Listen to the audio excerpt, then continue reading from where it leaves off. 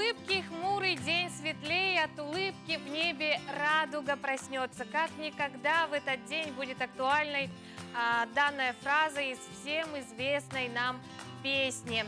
2 октября – Международный день улыбки. Поэтому начинаем новый день с этого несложного занятия. Дарим улыбки окружающим и поднимаем себе настроение. Улыбайтесь чаще, особенно в этот день, и жизнь обязательно ответит вам взаимностью. Также в международном календаре сегодня день социолога-педагога, также день рождения электронной почты отмечается сегодня. Ну а в России день профессионально-технического образования. Вот такой праздничной будет пятница 2 октября. Ну а что нам скажут синоптики, узнаем далее. Прогноз погоды на канале НВК Саха. Сегодня в центральных Улусах в 6 часов утра температура воздуха составила -3, -10 градусов. Днем ожидается +5, +1. В Заречье -4, +2 градуса. Днем +4, +5 градусов. В южных Улусах 0, +2 утром. Днем +3, +8 градусов. В Вилюйских Улусах -4, -5 утром. Днем до +5 градусов. В Нижнеленских Улусах -3, -4 утром. Днем +3, +4 градуса. В западных Улусах -1, -5 утром, днем +3, +5 градусов. В Колымае-Дигирских Улусах -3, +3 утром, днем ожидается +2, местами +8. В Янских Улусах -3, -5 утром, днем -1, +2 градуса. В северо-западных Улусах -3, -5 утром, днем от 0 до -2 градусов. В 6 часов утра температура воздуха в городе Якутске составила -4 градуса. Атмосферное давление 760 миллиметров ртутного столба.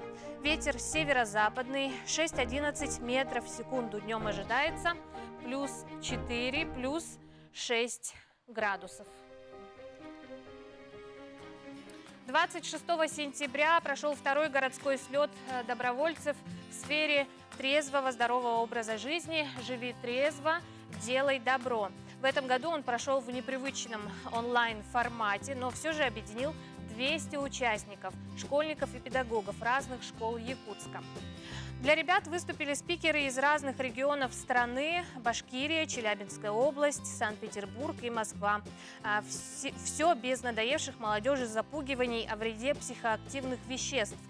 В интересной интерактивной форме с ребятами обсудили, как происходит действие явления конформизма в приобщении детей к употреблению психоактивных веществ и как этого не допустить.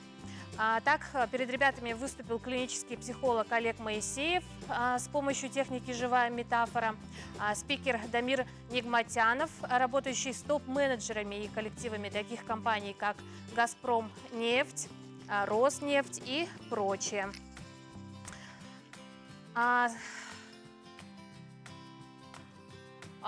Отзывы о слете очень восторженные, несмотря на онлайн-формат. А также с октября в городе Якутске запускается конкурс на лучший добровольческий отряд по профилактике употребления психоактивных веществ среди школьников, а также всероссийский конкурс «Здоровая Россия. Общее дело». Завтра, 3 октября, Всемирный день трезвости и борьбы с алкоголизмом. Мы все должны понимать суть и важность этого дня, помогать друг другу, поддерживать своих близких, друзей, тех, кто столкнулся с данной проблемой. Мало кто знает, но в Якутске вот уже более 10 лет существует сообщество анонимных алкоголиков. Подробнее далее. Содружество анонимных алкоголиков – это всемирное движение. В Якутске оно ведет свою работу уже более 10 лет. Мы делимся с друг другом вот этим опытом выздоровления. Да, это вот одна из основных составляющих выздоровления. Вообще, мы рассказываем, как мы справляемся с теми или иными ситуациями жизненными, вот, сложными.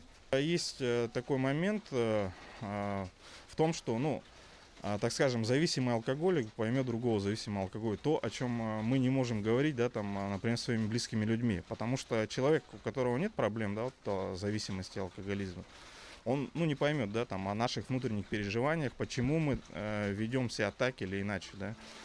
Иван начал злоупотреблять курением и алкоголем еще в школе. Так продолжалось около 20 лет.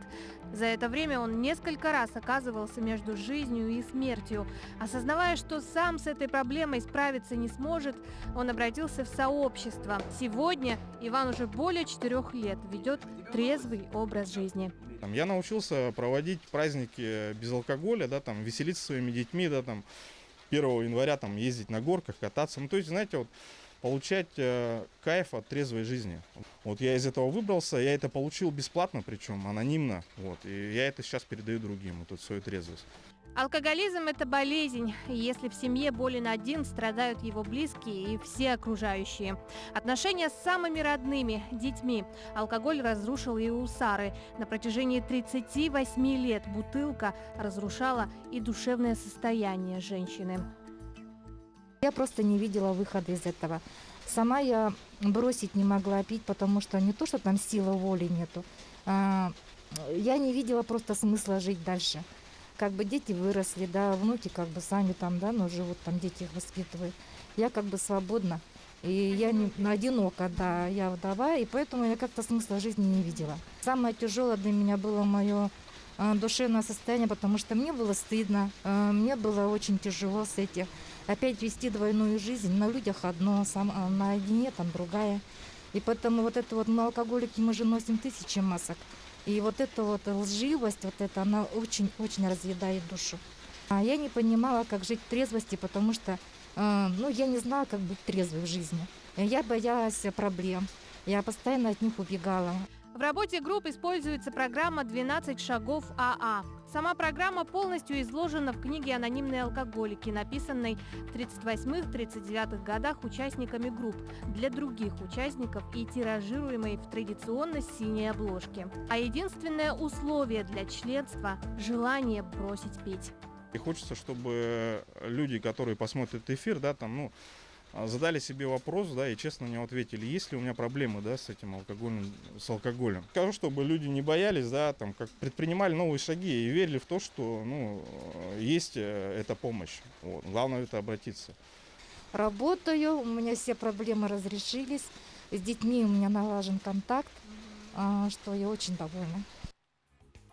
Есть такая профессия авиадиспетчер, без которой не проходит ни одно воздушное путешествие. С этой профессией мы подробнее познакомимся сегодня с Леонидом Слепцовым.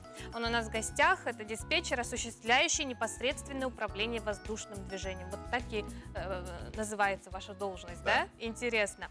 Леонид, расскажите нам, как вы выбрали свой профессиональный путь, да? Почему именно авиация? Также мы знаем, что ваш отец, он работает в авиации, да, связан, да. И наверняка вы пошли по его стопам. Да, так и есть. Это, наверное, все было Наверное, это все было с детства. Потому что, когда я был маленький, мы жили в городе Верхоянск. Это такой маленький город за полярным кругом. Вот. Мой отец там работал диспетчером, и я очень много свободного времени проводил в аэропорту и непосредственно на вышке. Вот, и то есть я с самого детства видел, как работает диспетчер, как приходят пилоты с полетными заданиями, как работают техники, метео, перевозки.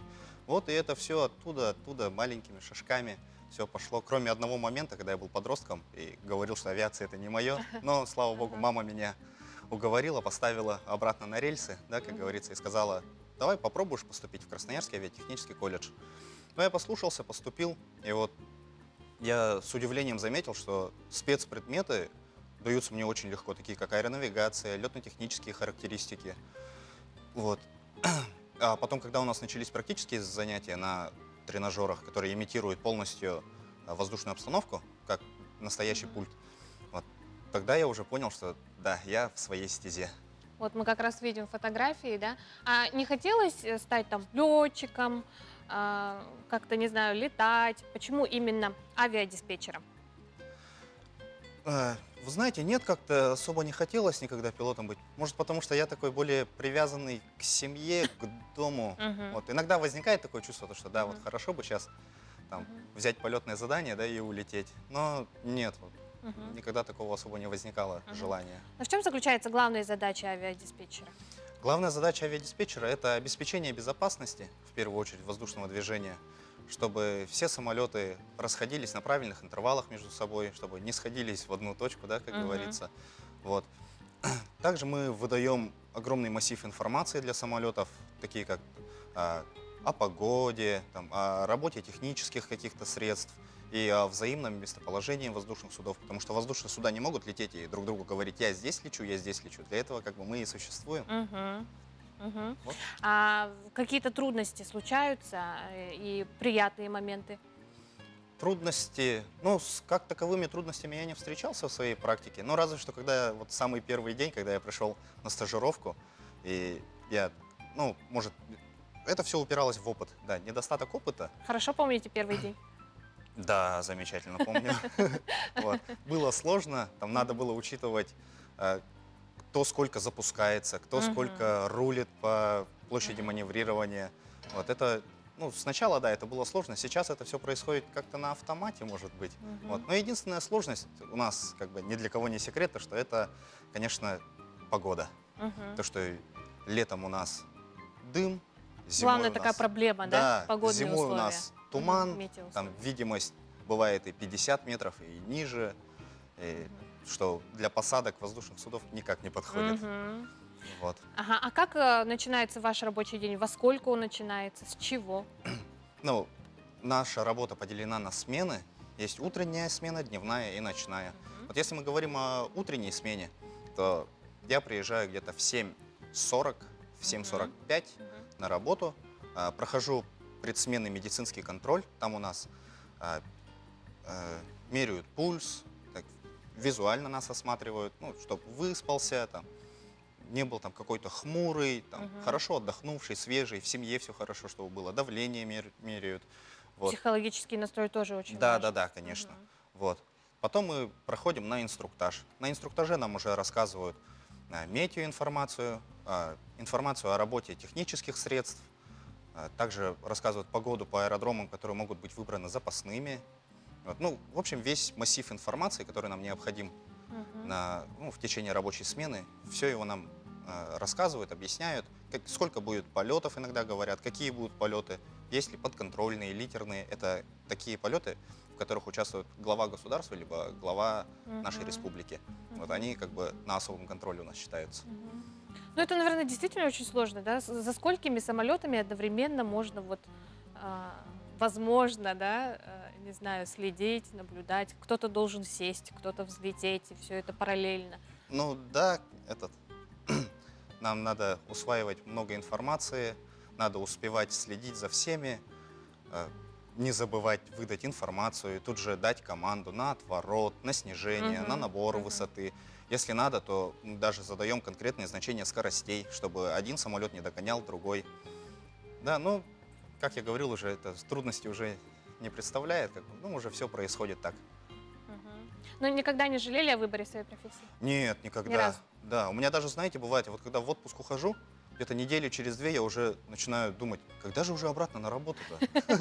Вот. Поскорее бы, Да, да? надеюсь, это никогда не изменится, и я всю жизнь буду так относиться к своей Ага. работе. Но мы знаем, что вы занимаетесь еще и спортом, да? Это как-то вот возможно, должно пригодиться в работе? Или... Вы знаете, на самом деле в работе это не сильно пригодится, да? Как физкультура, да, пригодится, потому что физкультура это Мгм. здоровье, а спорт это все-таки, ну, к здоровью не очень хорошо относится. Но я занимаюсь пауэрлифтингом, вот, уже несколько лет, люблю этот спорт всей душой, даже там где-то выигрывал, где-то там в призы попадал, вот, и я очень сильно пропагандирую этот спорт, и вот я 2 года подряд э, проводил, организовывал соревнования по жиму лежа среди работников вот, аэронавигации республики. Вот. Но ребятам очень нравилось, ну не только ребята, как бы и взрослые люди, и женщины, и девушки у нас участвовали. Вот. С призами, с кубками, с медалями, все как настоящие соревнования. Я приглашал судей из своих коллег по железу, да, так сказать. Вот. Мгм. Леонид, ну в этом году отмечается юбилей авиации, 95 лет. У вас есть возможность поздравить своих коллег. Мгм. Пожалуйста. Да, я хочу поздравить не только всех своих коллег, авиаторов, но и всех жителей нашей республики, потому что я считаю, что авиация, не побоюсь этого слова, играет ключевую роль в жизни нашего региона, учитывая огромные территории и труднодоступные районы. Вот, поэтому я поздравляю всех жителей и гостей нашей столицы с юбилеем авиации Якутии и хочу вам пожелать здоровья, счастья и чистого неба. Леонид, спасибо вам огромное, удачи, успехов вам в работе. Спасибо за то, что пришли к нам в студию. Спасибо большое. А мы напоминаем, что до 1 ноября в историческом парке «Россия. Моя история» продолжается выставка «Память поколений». С самых первых дней войны Александр Дейнеко стал летописцем страшных событий. Его картины – это картины-символы, картины-образы. В них личностное восприятие и очень обобщенные смыслы. Его работы «Сгоревшая деревня» и «В оккупации» передают общую атмосферу человеческого горя. Они выглядят одновременно очень личностными и очень обобщенными. По статистике, за время войны в Советском Союзе были разрушены 1700 городов и 70 тысяч сел и деревень. В руинах лежали 32 тысячи индустриальных объектов. Были разорены 100 тысяч колхозов и совхозов. Суммарный ущерб составил примерно треть национального богатства страны – свыше 2,5 триллионов рублей. Доброе утро, мы продолжаем наш эфир. На наш WhatsApp номер пришло сообщение, не могу не прочитать его.